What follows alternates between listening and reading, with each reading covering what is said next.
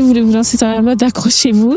Le voyage au Sénégal m'a vraiment ouvert l'esprit dans ce sens-là. Et ça m'a aussi forcé à montrer ce que je crée. Qu'est-ce que tu voulais dire par le retour? Le retour à la quoi? Le retour à la source? Le retour à ton envie? Comme tu l'as dit, le devoir de mémoire. Donc, c'était quoi ce retour-là? Bien, ça demande beaucoup plus. Est-ce qu'il y a de l'argent derrière? Ouais. Ma mère, elle me dit tout le temps, ton affaire là, je crois que ça va pas, hein, tu vas laisser et tout, laisse tomber. Au-delà des 20 000 euros, il y a la visibilité, il y a le réseau qui est très important.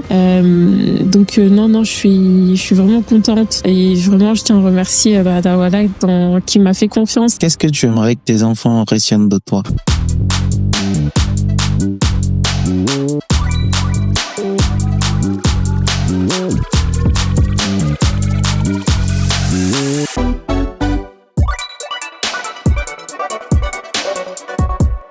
Salut, bienvenue sur Djanjo, le podcast qui vous connecte avec les personnalités qui vous inspirent au quotidien.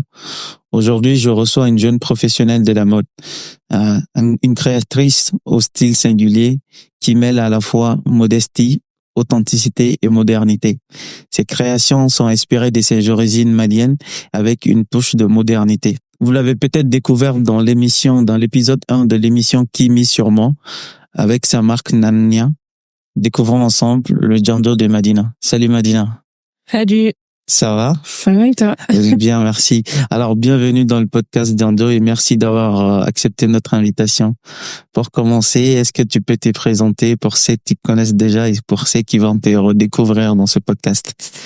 Déjà, merci pour l'invitation. Au plaisir. Donc, moi, c'est Madina. J'ai 30 ans.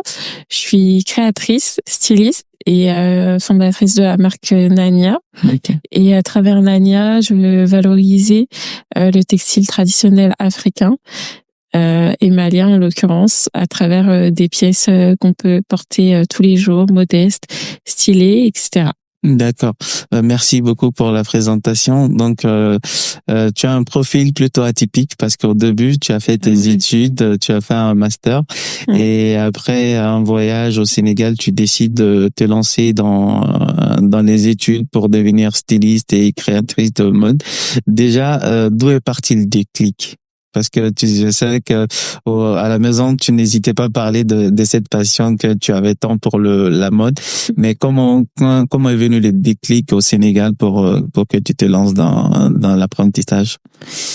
Le déclic, c'est une très bonne question. Je dirais que j'ai eu un déclic. En fait, déjà, ça se fait progressivement. Il n'y a pas eu forcément de déclic ou quoi. Okay. Je dirais que ça a vraiment été mon voyage au Sénégal, où j'étais relativement seule. Et j'ai rencontré pas mal de difficultés que, du coup, mes parents ont dû rencontrer quand ils sont arrivés en France.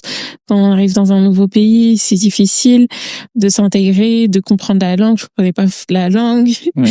Faut comprendre la langue, faut comprendre les us et coutumes, même si, j'ai été élevée dans un foyer, africain, malien, avec les valeurs, qui correspondent. C'est pas pareil de vivre, dans le pays. Donc, je dirais que ça a été à ce moment-là. Et du coup, en fait, cette situation a fait que j'ai dû beaucoup m'ouvrir aux gens, m'ouvrir aux autres, aller vers les autres alors que je suis toujours introvertie, etc. Mais j'allais pas forcément vers les autres et j'étais pas timide, mais j'aimais pas parler, etc. Donc, je restais dans mon coin et ça m'allait. Mais le voyage au Sénégal m'a vraiment ouvert l'esprit dans ce sens-là. Et ça m'a aussi forcé à montrer ce que je crée.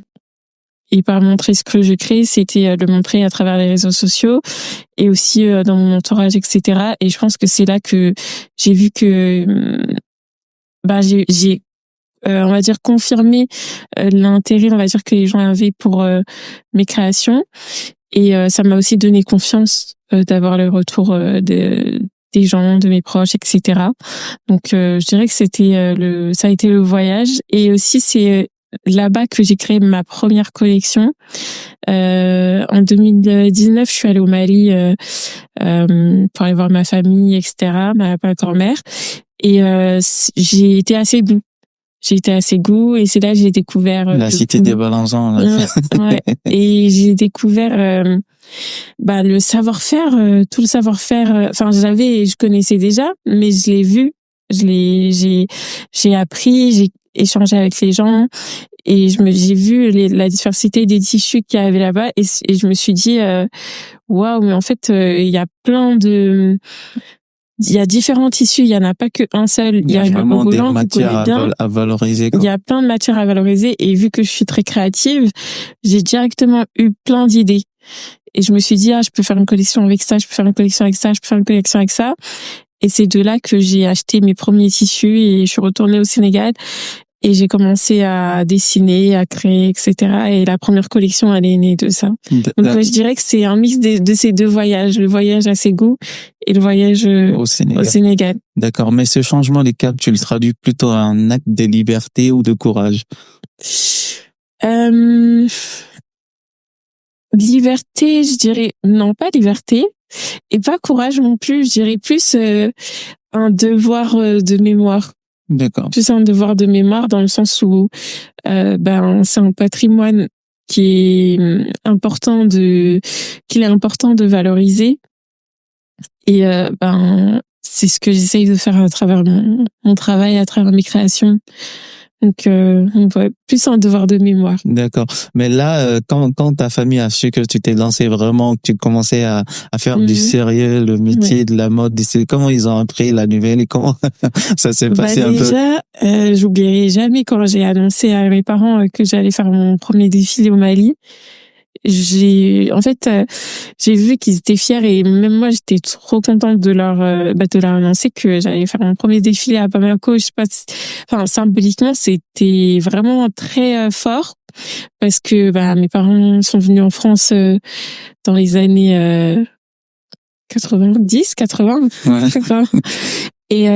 Et de se dire que leur fille elle arrive à créer des choses et à retourner là où eux sont partis,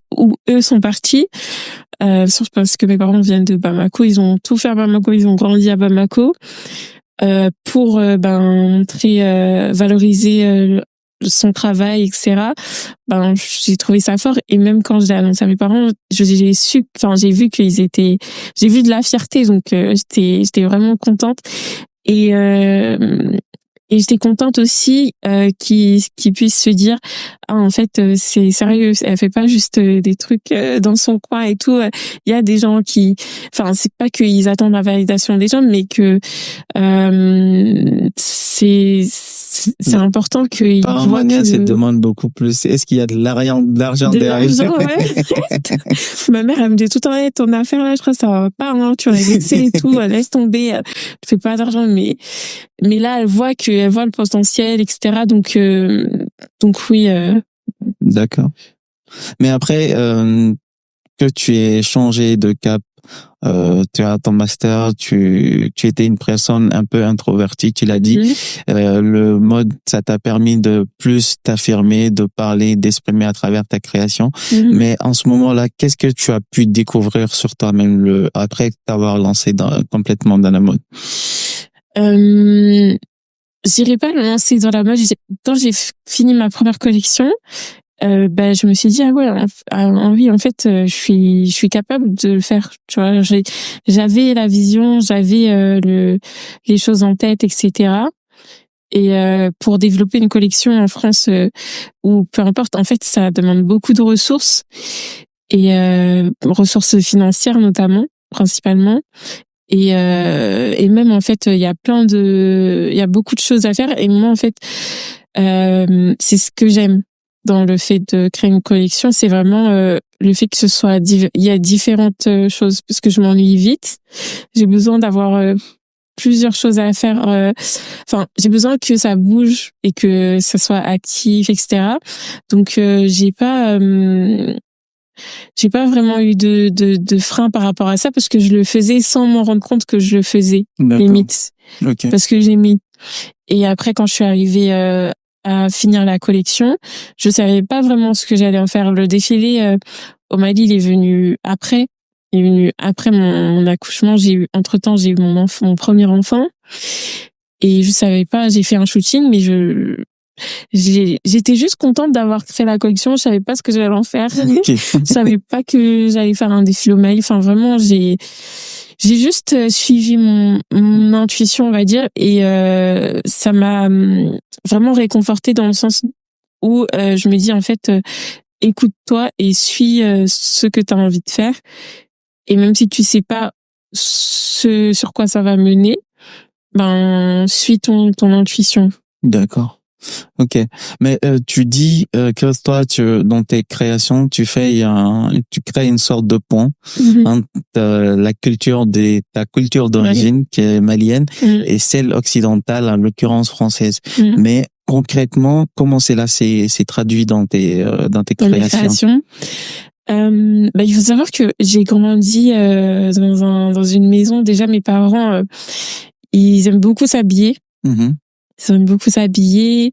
Ma mère, j'ai beaucoup voyagé avec ma mère. Un des premiers voyages que j'ai fait pour des tissus, pour aller acheter des tissus, c'était en Autriche. Okay. Et ma mère a beaucoup voyagé aussi pour aller acheter des tissus en Inde, en Chine, à Londres, ou pas que des tissus, mais dans le commerce en général. Donc ça m'a beaucoup apporté. Mais du coup, j'ai grandi dans une maison où j'ai toujours vu des tissus.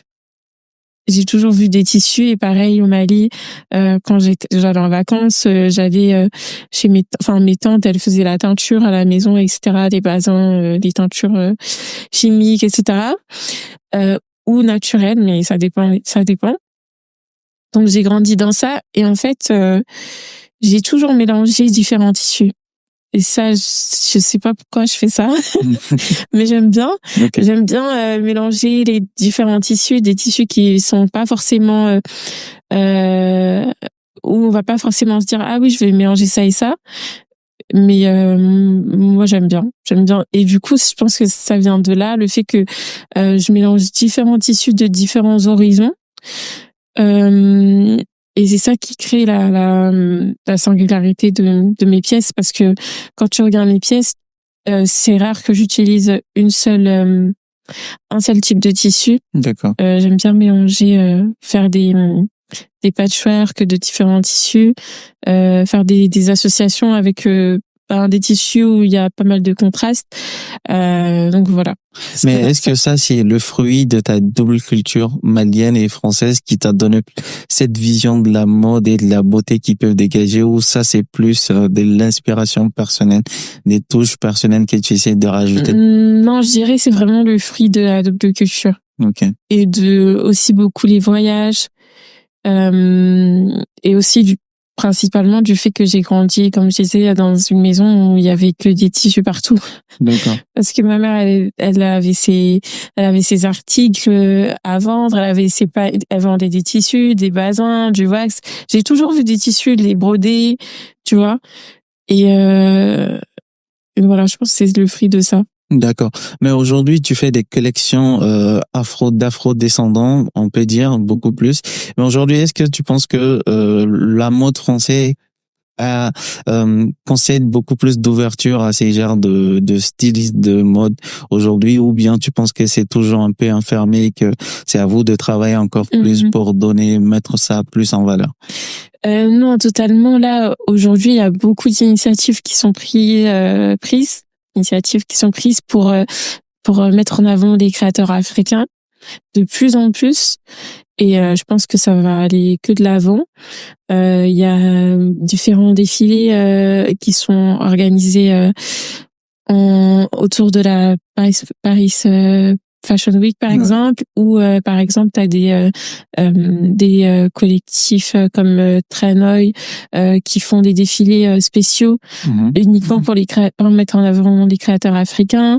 Pareil, il y a le LVMH Prize, qui est un prix donné par Louis Vuitton, qui met en avant beaucoup aussi des créateurs africains. D'accord. Donc non, il y a vraiment de plus en plus de diversité dans la représentation des créateurs de mode africains. Après, en Afrique de l'Ouest, Afrique de l'Ouest francophone, il y en a pas énormément.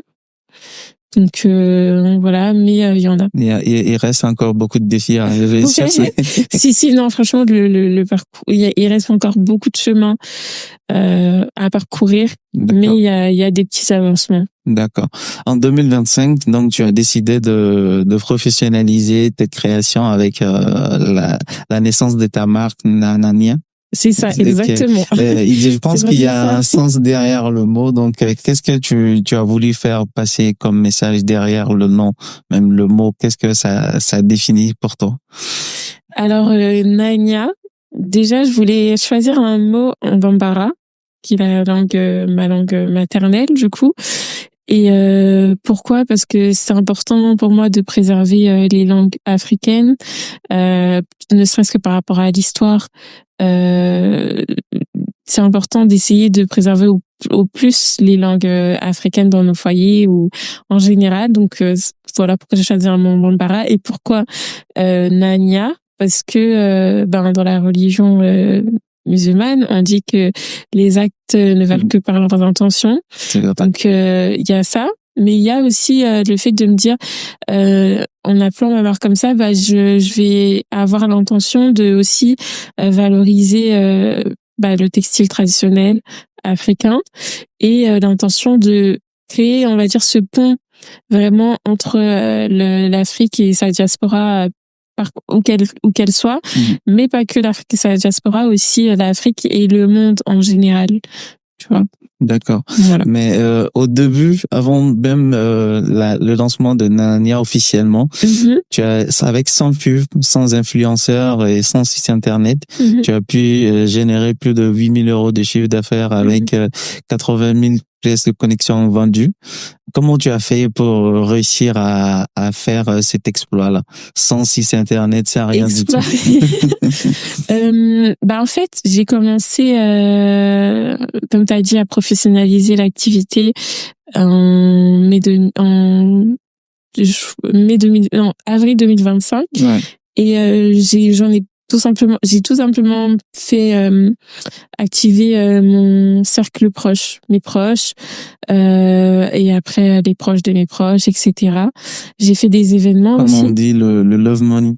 Oui, exactement. Après, j'ai fait des événements qui ont fait que j'ai pu rencontrer de la clientèle, etc. Et aussi par aux réseaux sociaux, beaucoup. Et là, il y a eu aussi l'émission qui a fait que j'ai été pas mal sollicitée, j'ai eu pas mal de personnes intéressées, etc. Donc voilà. Après, c'est une bonne chose. Je suis contente d'avoir atteint ce palier, mais il y a d'autres paliers à atteindre. C'est pas ta limite, je vois. Exactement. Ok. Mais bon, comment tu vois, de bouche à oreille, c'est parti. Mais pour toi, qu'est-ce qui a fait que les gens sont plus attachés à ta création, à ton style? On voit que c'est il y a de la réalité, de l'authenticité, mais derrière, qu'est-ce qui a fait pour toi que les clients, ils sont toujours contents de la création que tu leur proposes? Franchement, je sais pas. Franchement, je sais pas. Je saurais pas te dire. Je saurais pas te répondre à cette question. Hein. Je sais pas. D'accord. On va demander aux clients de répondre en commentaire pourquoi vous aimez le produit Nanania et tout ça. Donc, ta première collection, le retour, que tu as présenté à Bamako, si j'ai bonne mémoire. Qu'est-ce que tu voulais dire par le retour? Le retour à la quoi? Le retour à la source? Le retour à ton envie? Comme tu l'as dit, le devoir de mémoire. Donc, c'était quoi ces retours-là? L'idée derrière cette collection, le retour, c'était de retracer, on va dire, mon parcours d'afrodescendante qui retourne en Afrique. Parce que là, c'était pas du tout la même démarche que partir en vacances pendant 2 semaines, pendant 2 mois ou même 3-4 mois. C'était l'idée de dire, je retourne en Afrique et je vais y vivre sur une longue période. Et l'idée de la collection, c'est de raconter visuellement avec des vêtements, des designs, les différentes étapes que j'ai eues à travers ce voyage. Je pense que tu vas me comprendre puisque t'as fait le chemin inverse du coup. Mais quand je suis arrivée au Sénégal, au début, j'étais hyper contente, hyper excitée, etc. Après, il y a une phase où c'était compliqué, je trouvais pas ma place, j'avais envie de rentrer. J'étais triste, franchement, j'étais triste parce que vraiment, j'aimais pas du tout. Et après, il y a une phase où j'ai dû m'adapter, aller vers les gens, justement la phase où je disais sortir, aller parler, etc. Ouais. Et après, la phase où tu te sens bien, tu vois. Et ces 4 étapes-là, j'ai mes 4, il y a 4 dans la collection, il y a 8 modèles et c'est des couples, donc 4 étapes. Chaque couple représente une étape du voyage. Donc voilà, c'était ça Donc l'histoire du coup, derrière. dans la création de mode, on peut faire parler les styles de façon à ce qu'on comprend, on ressent les émotions. Oui, oui. Après, je l'ai fait un peu inconsciemment. D'accord. J'ai fait un peu inconsciemment et c'est après, en prenant du recul, comme par exemple, quand tu vas dessiner, tu vas faire un dessin, tu zoomes, t'es focus sur une partie et après, quand tu regardes le dessin dans l'ensemble, tu lis différentes choses. Moi, c'était un peu la même chose avec la collection Le Retour. D'accord. Mais la deuxième collection, tu l'as dédiée, enfin, c'est la collection Fama, que tu as dédiée aux forces Fama, ça veut dire forces armées maliennes. Ouais. Donc, pourquoi ces choix-là? Quelle est l'émotion que tu voulais dégager à travers ça? On sait que les forces armées maliennes aussi se battent depuis 2012 pour reconquérir le territoire malien national du Mali, de Kay jusqu'à Kidal. Donc, on leur envoie notre plus grande pensée et la force, qu'on les encourage aussi d'aller jusqu'au bout. Il y a tout le peuple qui est derrière. Et justement, il y a Madina qui a dédié une collection aux femmes. Donc, est-ce que tu peux nous raconter un peu? Alors, pourquoi Fama? En fait, l'idée de la collection, d'abord, je suis partie à la deuxième collection. Je suis partie dans l'idée de rendre hommage aux tirailleurs africains. Parce que leur histoire, pour moi, elle est juste dingue. C'est limite, ça me fait pleurer parce que je me dis, la France et les pays occidentaux en général, sont venus chez nous, ils ont fait appel à nos parents, nos grands-parents, enfin nos grands-pères plutôt, nos grands-parents, etc., pour se battre pour eux en France. Et nous, qui sont leurs enfants, on nous dit oui, vous n'êtes pas chez vous, alors que nos parents sont battus, tu vois. Donc l'idée, c'était vraiment, au tout début, c'était vraiment rendre hommage aux tirailleurs dans un premier temps. Et pareil, pourquoi j'ai mis le nom Fama au final, parce que là, il y a eu toute cette histoire avec le Burkina et j'ai oublié le 3e pays de l'AES. Ah, Niger. Et le Niger, tu vois, où il y a eu les coups d'État, etc., avec les militaires.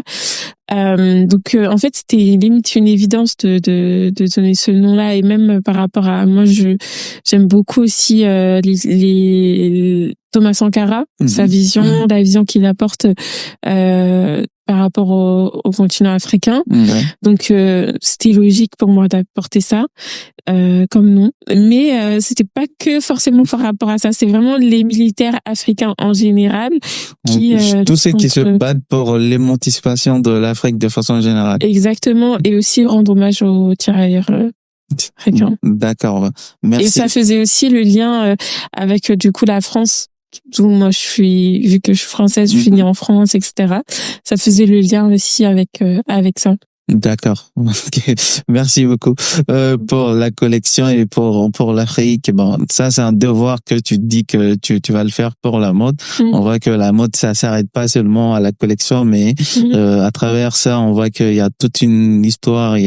On peut même faire une revanche, essayer de raconter l'histoire. Par exemple, ça peut inspirer d'autres à aller voir l'histoire des tirailleurs, comment ils sont venus, comment ils ont sauvé la France, et ça permet à eux, par exemple les enfants issus de l'immigration, de savoir que on a vraiment notre place parce que c'est nos grands-pères qui sont venus libérer la France.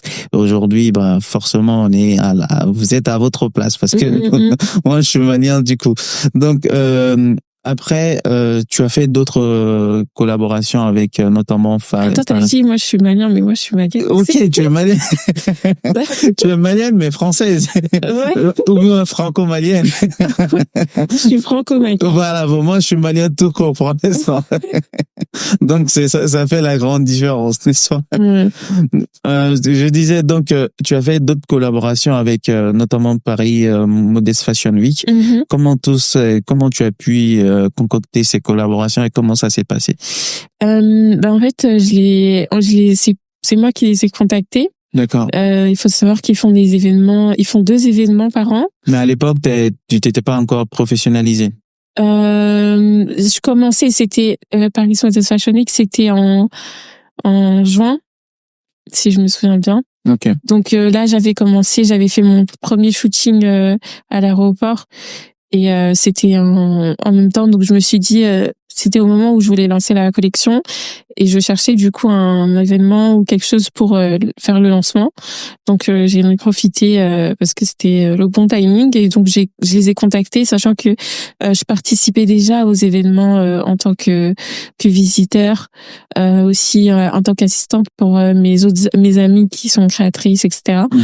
Donc je connaissais un peu déjà l'écosystème, donc j'ai juste envoyé un message à l'organisation et après D'accord. Mais en même temps, tu as fait des défilés au Nigeria. oui. On sait que le Nigeria, c'est un très très grand pays avec une population assez large, Mhm. vaste, Mhm. et beaucoup de cultures viennent. Au Nigeria, on retrouve beaucoup de cultures, un peu comme le Mali. Mhm.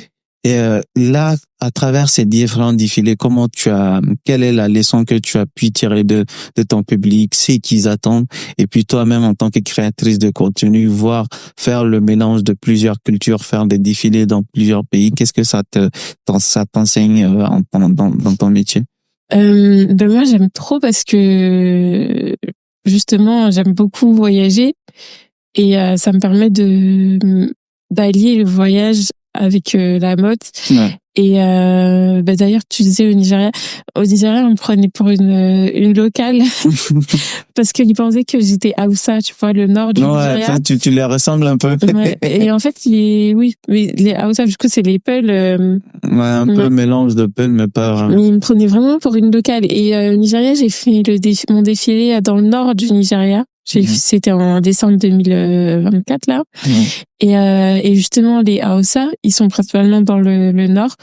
Et c'est là que tu te rends compte qu'il y a beaucoup de similitudes, mais aussi, ça c'est par rapport au fait que tu voyages, tu découvres différentes façons de faire, différentes façons de travailler.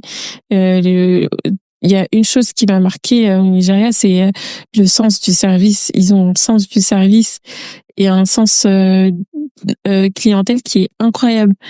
Et du coup, ça m'a vraiment marqué. Et l'idée, vraiment, c'est de faire voyager le plus possible vers Narnia et d'être vraiment ouvert d'esprit et de prendre un peu dans chaque culture ce qui est le mieux. D'accord. Mais tu as défilé en Afrique, tu as défilé en France ou un peu en Europe. Je sais pas si tu as fait un peu. Quelle est la grande différence que tu ressens quand tu es en Afrique ou quand tu es en Europe? Après, en France, là, j'ai fait vraiment 2 défilés. C'était plus des défilés liés à des événements. D'accord. C'était pas des défilés vraiment dans l'optique c'est un fashion show, tu vois. Donc voilà, mais l'une des principales différences, je dirais, c'est dans mon ressenti. Vraiment, quand j'ai fait le défilé à Bamako, j'étais vraiment fière par rapport à l'histoire avec mes parents, etc. Donc je dirais que c'est ça. Hein. Après au niveau du setup, etc. Aujourd'hui t'as des défilés comme la Lagos Fashion Week au Nigeria qui a rien à envier au Fashion Week occidental. Sinon bon bref, Fashion Week dans les pays occidentaux.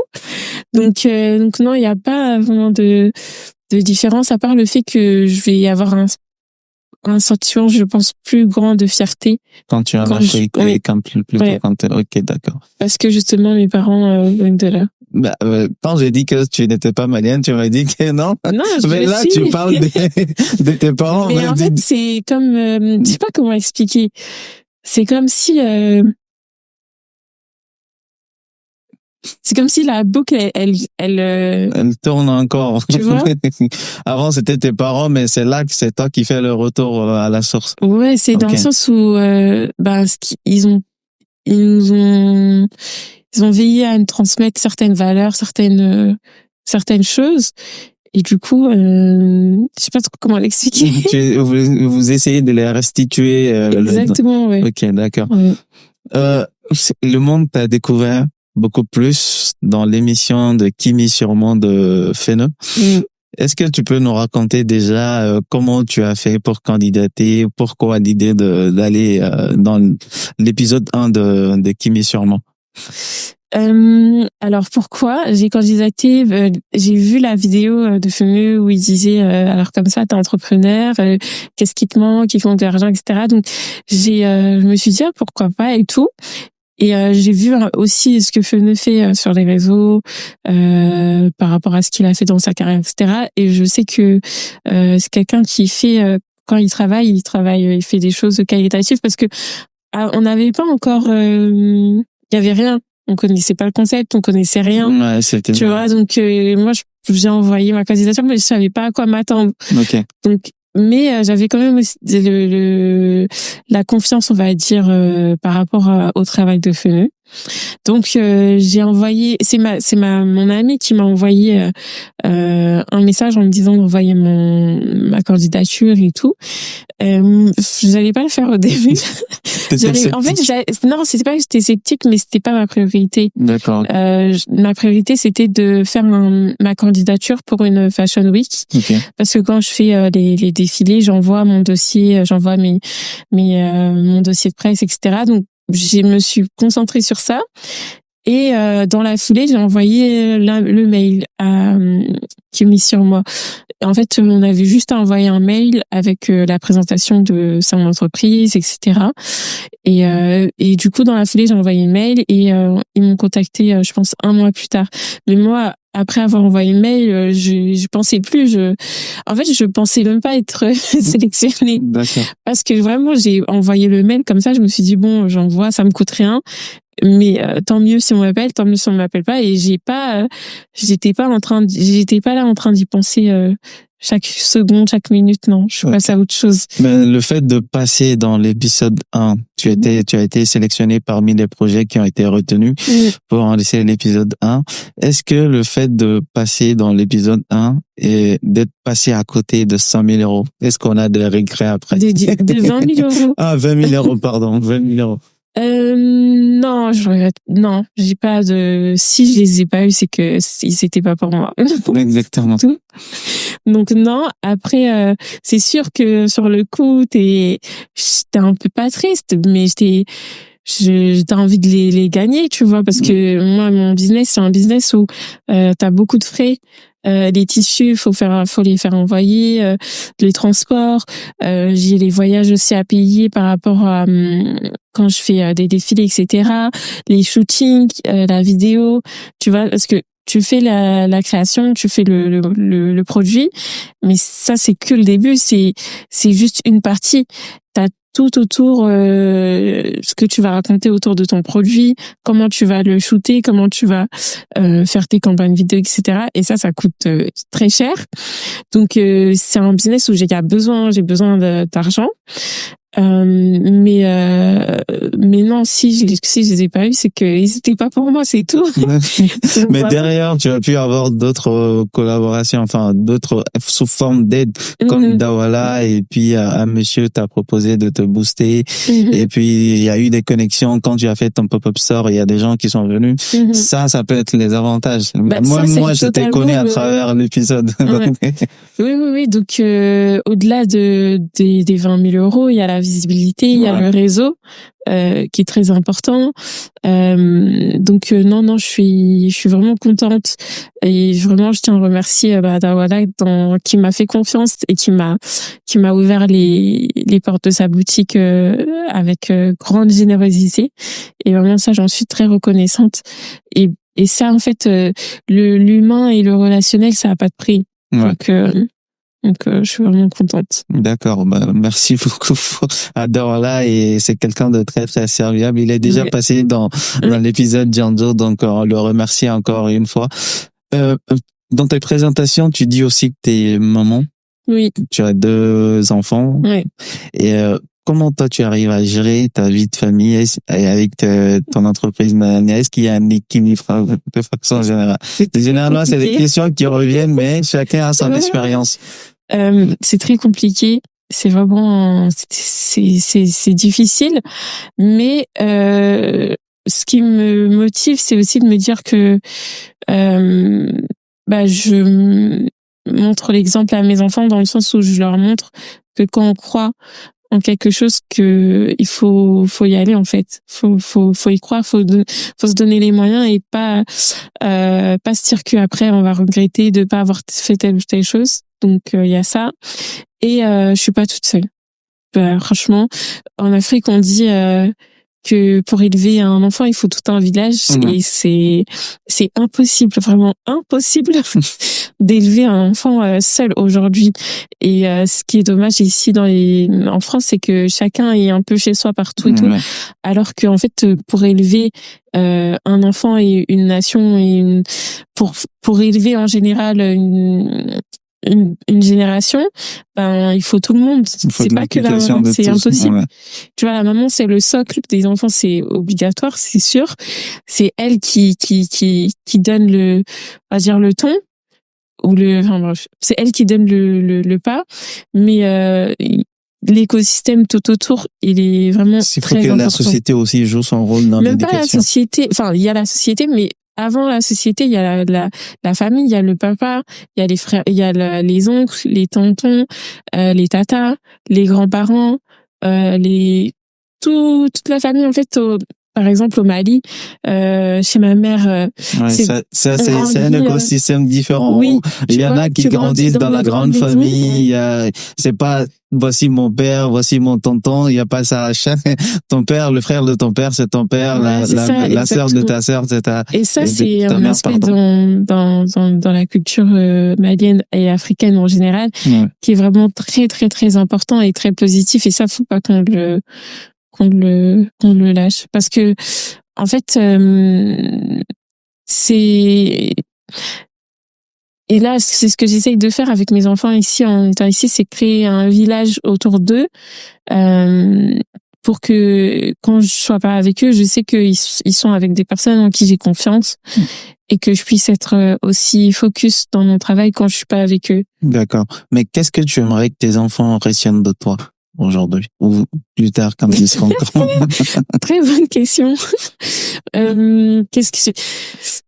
C'est une très bonne question et c'est important pour moi de laisser un héritage dans ce que je fais. Mais c'est même pas ce que j'aimerais qu'ils retiennent de moi, c'est ce que j'aimerais qu'ils retiennent ensuite.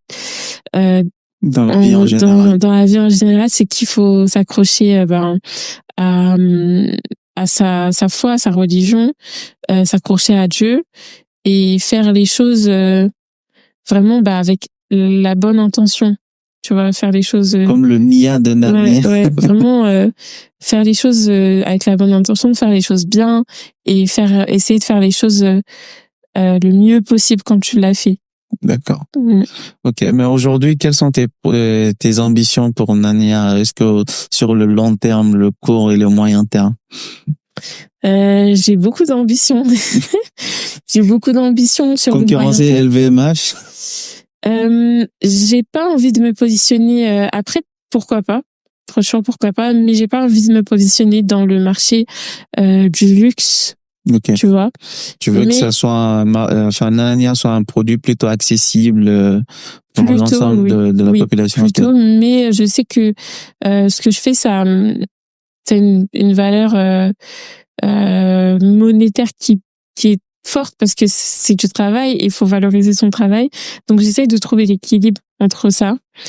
Mais là, à moyen terme, ça serait de lancer la prochaine collection. Okay. Lancer le prochain drop, faire un prochain défilé en Afrique. et après faire des défilés à l'international, pourquoi pas à New York, à Tokyo, tu vois, vraiment dans des grosses métropoles internationales aussi, pas D'accord. que en Afrique, et voilà. D'accord. Mais avant de terminer le podcast, est-ce que tu peux vraiment parler de tes produits chez Nanania? C'est-à-dire, tu utilises des tissus africains pour essayer de le modeler et donner une touche de modernité. Ces tissus-là, est-ce que tu peux nous parler? Pourquoi le choix de ces tissus-là concrètement, pas un autre? Pourquoi le choix de ces tissus-là? Parce que c'est comme je disais, je sais pas si je l'ai dit d'ailleurs, c'est un tissu qui est fait à la main. Ouais. Avec les métiers à tisser, ça prend du temps, c'est technique. Je l'ai déjà fait, j'ai déjà essayé de faire avec les métiers. Essayer et faire, c'est tellement difficile. Ouais. Et quand tu les vois, ils sont là, ils sont hyper rapides et tout, alors que non, c'est un vrai savoir-faire. Donc principalement pour ça, et aussi les tissus avec lesquels moi je travaille, c'est des tissus qui sont naturels. C'est-à-dire que la teinture, elle est naturelle. Les dessins, ils sont faits à la main. Tout est fait main, en fait. Tout est fait main, naturel. Et en fait, ça, par exemple, ici... Même toi, tu les couds à la main ou tu utilises des fois de la machine? Non, non. Moi, après, je les utilise, mais je les mixe avec des tissus qui sont pas forcément... ça dépend. Il y en a, des fois, j'utilise avec des tissus naturels. Par exemple, la robe là, que je porte, le trench robe, ça, c'est du coton. Et là, c'est le pogolan, le tissu naturel sans les motifs, quoi. Mais des fois, je mixe. Ça dépend de ce que je vais faire. Par exemple, si je veux faire un kimono que je veux que ce soit un peu fluide, je vais prendre de la polyéthylène, ça dépend. Mais le tissu que je source en Afrique, au Mali, c'est vraiment le fait que ce soit des tissus naturels, faits main, et artisanal. C'est ça qui me drive. Et aussi, l'un de nos partenaires avec qui on travaille, pour eux, c'est vraiment un moyen de faire travailler la jeunesse sur place au Mali. D'accord. Donc, c'est important aussi l'objectif de faire valoriser le textile traditionnel africain, c'est aussi de créer de l'emploi derrière et faire voilà. Développer l'artisanat africain ou malien de façon générale. Oui. Ok. Mais aujourd'hui, si toi tu dois donner un conseil à une jeune qui hésite à suivre sa passion, quels seraient-ils? Quels seront tes conseils pour leur prodiguer? Je réfléchis. Un conseil à une personne qui veut se lancer dans la mode, qui veut se lancer dans la mode, et aussi, de par ton cas, toi tu voulais te lancer de la mode, mais tu as décidé de suivre tes études jusqu'en master. Après, tu t'es décidé de te lancer vers ta passion. Donc, pour celles qui existent à se lancer vers leur passion, quel est le message que tu pourrais leur donner? Ok. Moi, en fait, je dirais, faut vraiment croire quand vous avez envie de faire quelque chose, faites-le. Quand vous avez envie de faire quelque chose, faites-le, parce que en fait, ça va faire que de revenir à chaque fois. Moi, quand je regarde mon parcours avec la création et avec la mode et le design en général, en fait, ça a toujours été là. Ça a toujours été là. Quand j'étais petite, j'ai toujours eu des passions créatives. Je me suis toujours dirigée vers des jeux créatifs, toujours, vraiment toujours, et ça a toujours été là. Donc, si vous l'écoutez pas, en fait, ça va faire que de revenir. Donc, vraiment, quand vous avez envie de faire quelque chose, faites-le. D'accord. Mais pour ceux qui veulent se lancer dans la mode maintenant, ça c'est de façon générale, que ce soit les hommes, les femmes, les jeunes qui veulent se lancer dans la mode. La mode, c'est très compliqué. Très compliqué parce que il y a beaucoup de concurrence. Il y a beaucoup de concurrence et c'est difficile de faire sa place. Moi, j'estime que là, j'ai pas encore fait ma place, tu vois. Donc, si vous voulez vous lancer dans la mode, accrochez-vous. C'est ça que je dirais, parce que il y a beaucoup d'obstacles, et par exemple, créer une marque de mode, c'est un travail, il y a plein de choses. En fait, par exemple, moi, je voulais pas créer une marque. Je voulais juste créer ma collection, faire ce que j'aime, etc. Mais et c'est au fur et à mesure que je te rends compte qu'en fait, il y a plein de paramètres à prendre en compte. Donc, faut bien s'entourer, faut être armé, quoi. D'accord. Voilà. Merci beaucoup, Madina, pour ces Merci à toi. partages d'expérience et pour cette discussion autour du podcast d'Anjo. Alors, pour ceux qui sont nouveaux dans le podcast, n'oubliez pas de vous abonner, de liker, de partager et en retour de nous donner vos avis, vos commentaires et comment vous trouvez le produit. Et voilà, n'hésitez pas, surtout, ça va nous donner plus de force à continuer à faire à vous apporter des invités de qualité, toujours pour vous inspirer et pour contribuer de façon générale au développement de l'Afrique et des entrepreneurs aussi qu'on prend sur nos plateaux. Merci beaucoup à vous et prenez soin de vous. À très très bientôt.